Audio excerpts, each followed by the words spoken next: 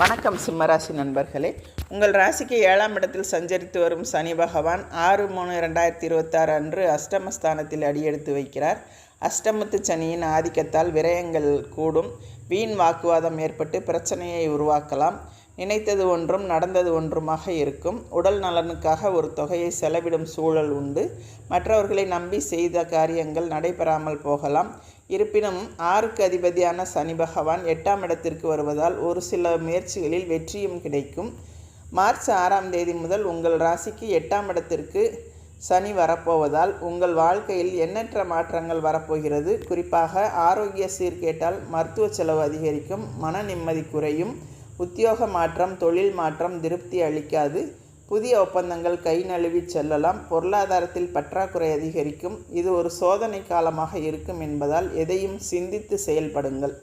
8ஆம் இடத்திற்கு வரும் சனியின் பார்வை உங்கள் ராசிக்கு 2, 5, 10 ஆகிய இடங்களில் பதிகிறது. 2ஆம் ஸ்தானத்தை பார்ப்பதால் குடும்பஸ்தானம் பலப்படுகிறது. குடும்பத்தில் பழைய பிரச்சனை மீண்டும் தலை தூக்கலாம். உடன் இருப்பவர்களிடம் பிணக்குகள் அதிகரிக்கும். பயணங்களில் கவனம் தேவை. நிதானத்துடன் செயல்படுங்கள். இது போன்ற நேரங்களில் சனி கவசம் பாடி சனியை வழிபடுவது நல்லது. சனியின் பார்வை 5ஆம் இடத்தில் பதிவதால் பிள்ளைகளின் நலனில் அக்கறை காட்டுவீர்கள். அவர்களை உங்கள் மேற்பார்வையில் வைத்து கொள்ளுங்கள். பூர்வீக சொத்து பிரச்சனைகள் படிப்படியாக அகலும். இதுவரை பாகப்பிரிவினைக்கு சம்மதிக்காத உடன்பிறப்புகள் இப்பொழுது சம்மதிப்பர். பத்திரப்பதிவில் இருந்த தடை நீங்கும்.